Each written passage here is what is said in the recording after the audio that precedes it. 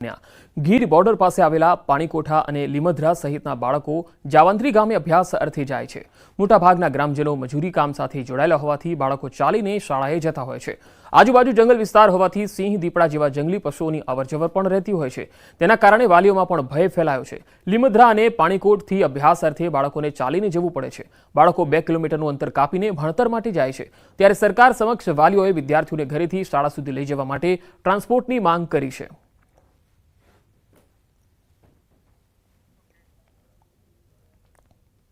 અમારે सरकार पास एक ज एवी अपील है शिक्षण विभाग पास कि अमरा बाळको माटे वाहननी व्यवस्था करी आपे तो अमरा बाळको सलामती भणवा जाय छे। बाकी जंगल एरियो है अने बे बाजू जंगल है अमरा रोड पर, त्यां सावज दीपड़ानी वारंवार फरियाद आवे छे अने भूतकाळमां पण अमरा बाळकोने अहींया रंजाड़ेल छे। अत्यारे बाळको अमरा अहींथी हालीने जाय छे बेने अमरा अहीं सिंह दीपड़ानो अवारनवार रंजाड़ रही ज छे अहीं ने बोर्डरना गाम छे आपणे। अमने वधारे सिंह दीपड़ानी बीक लागे छे केम के अमारा जंगलना रस्ता है बधा अहींथी 2 किलोमीटरनो रन कापीने जाय छे। अमारे मजूर विभागनुं गाम छे आ बधुं। दीपड़ा अने सिंहना हिंसक हुमलाओ घणीवार थयेला छे बाळको उपर, मोटा उपर। तो नाना बाळकोने जो सिंह अने दीपड़ा हिंसक हुमला करी अने खाई जाय तो तेनो जवाबदार कोण रहेशे? मारी जिल्ला शिक्षण अधिकारी साथे वात थता तेमणे हकारात्मक जवाब आपेलो हतो। सूरत शहरना भेस्तान विस्तारमां एक दंपतीए मोटुं कौभांड रच्युं हतुं। जे मामले भेस्तान पोलीसे आरोपी दंपती विक्की जरीवालानी पत्नी कृष्णाने झड़पी पाड़ी। दंपतीए वीमा एजंटने ड्रग्स केसमां फसावानी धमकी आपी हती। धमकी आपीने लगभग 10 लाख रूपिया पड़ाव्या हता। एक्सपर्ट कंपनीमां रोकाण करेल रूपिया ड्रग्समां धंधामां रोकाण कर्या हता। समग्र मामले वीमा कंपनीना एजंटनुं नाम नहीं खोलवा रूपिया पड़ावी लीधा। आरोपीनुं वर्तन शंकास्पद लागता फरियादीए पोलीसनो संपर्क कर्यो, जे बाद भेस्तान पोलीसे आरोपीनी धरपकड़ करी। ए बने फरियादी ने एवं कहूं कि आपणे गांधीधाम खाते एक ग्लोबल कंपनी करीने छे जे इम्पोर्ट एक्सपोर्टनुं काम करे छे अने एमां जो तमे रूपियानुं रोकाण करशो तो तमने सारो वळतर मळशे, प्रॉफिट मळशे। एम करी अने टुकड़े टुकड़े आंगळिया मार्फते अने बैंक एकाउंट मार्फते 10 लाख रूपिया जेवी रकम आ फरियादी पासेथी बंने आरोपीओए जे ते जग्याए मोकलावेली हती। आंगळिया थ्रू अने बैंक एकाउंट मार्फते आरटीजीएस मार्फते ट्रांसफर करेली हती। अंबाजीना मेळामां नकली चलणी नोटो घुसाडवाना कारस्थाननो पर्दाफाश थयो। अंबाजीना मेळामां डुप्लिकेट नोट साथे एक व्यक्तिनी धरपकड़ थई। रूपिया 500 ना दरनी 240 नकली चलणी नोटो झड़पाई छे। प्रसादीना काउंटर पर नकली नोटो वटावવાનો प्रयास कर्यो। भाबરના बुरेठा गामना व्यक्तिने एलसीबीए पकड़ी लीधो। 1,20,000 रूपियानी नकली नोट जप्त करी। बधी ज नकली चलणी नोटनो नंबर एक ज होवानुं सामे आव्युं। कौभांडमां अन्य लोकोनी संडोवणीने लईने पण पोलीसे तपास हाथ धरी छे।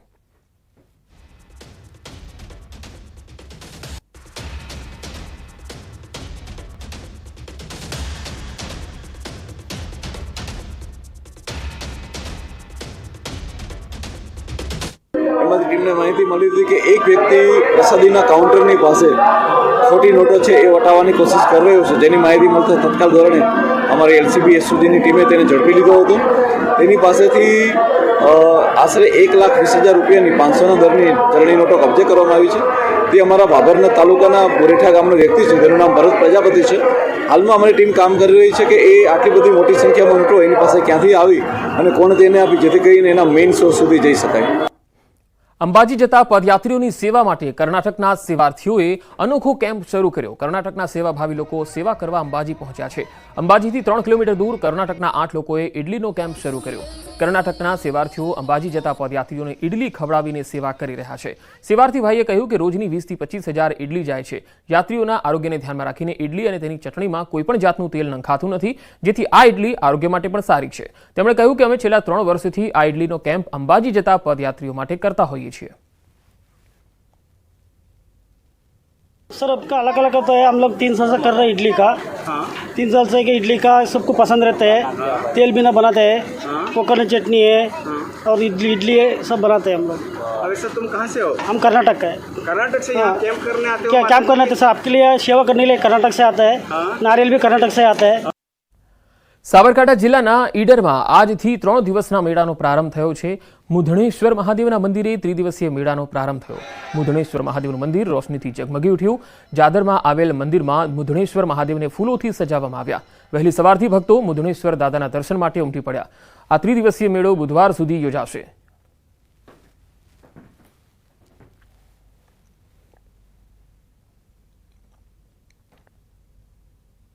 અમે મંદિર બંધ થયું એટલે અમને એમ થયું કે થોડી વાર અમે અંદર માતાજીના દર્શન કરીએ, એટલે પછી અમને થોડી બધા પેલા સાફ સફાઈ કરતાં અમને એમ થયું કે થોડું અમે પણ એમાં ભાગરૂપી બનીએ એમ. જેમ આપણે ઘરમાં જે આંગણું ચોખ્ખું રાખતા હોય એમ અમને પણ એમ થયું કે અહીંયા ચોખ્ખું थोड़ी चौखट पूर्वक काम करिए हम. उन्हें ऐसा लगा उन पुलिस कांस्टेबल को कि ये मेरे फर्ज का स्थल है और इसके बाद ब्रेक के बाद जब श्रद्धालु आएंगे तो उनको माता जी का जो दरबार है बिल्कुल साफ स्वच्छ मिले, इसलिए उन्होंने निष्ठा भाव से, उन्हें किसी ने कहा नहीं था और ये जस्ट एक रैंडमली एक सीसीटीवी में रिकॉर्ड हो गया जिसमें एक पुलिस का बहुत ही अच्छा रोल दिखता है, जिसमें पुलिस सिर्फ सुरक्षा के भाव से नहीं एक सेवा भाव से भादरवी पूनम मेले को पूर्ण करने के प्रयास कर रही है. સાબરકાંઠા જિલ્લાના ઈડરમાં આજથી 3 દિવસના મેળાનો પ્રારંભ થયો છે. મુદ્રણેશ્વર મહાદેવના મંદિરે ત્રિદિવસીય મેળાનો પ્રારંભ થયો. મુદ્રણેશ્વર મહાદેવનું મંદિર રોશનીથી ઝગમગી ઉઠ્યું. જાદરમાં આવેલા મંદિરમાં મુદ્રણેશ્વર મહાદેવને ફૂલોથી સજાવાયા. વહેલી સવારથી ભક્તો મુદ્રણેશ્વર મહાદેવના દર્શન માટે ઉમટી પડ્યા. આ ત્રિદિવસીય મેળો બુધવાર સુધી યોજાશે.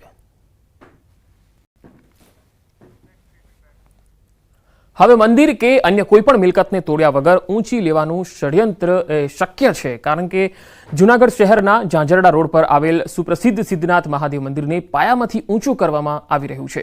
આ મંદિર પાયામાંથી અંદાજિત 3 ફૂટ જેટલું ઊંચું કરાશે. ભારતની આ વિશેષ ટેકનોલોજી દ્વારા જૂનાગઢમાં પ્રથમ શિવ મંદિર ઊંચું લેવામાં આવી રહ્યું છે.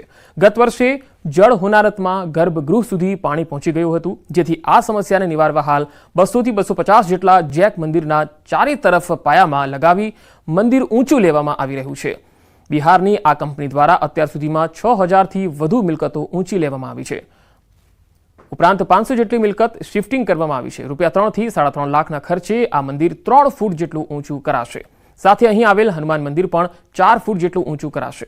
ગત વર્ષે જળ હોનારતમાં આ મંદિર ડૂબી ગયું હતું અને ગર્ભગૃહમાં પાણી ઘૂસી ગયા હતા. ત્યારબાદ અહીંના ટ્રસ્ટીઓ દ્વારા આ નિર્ણય કરાયો હતો.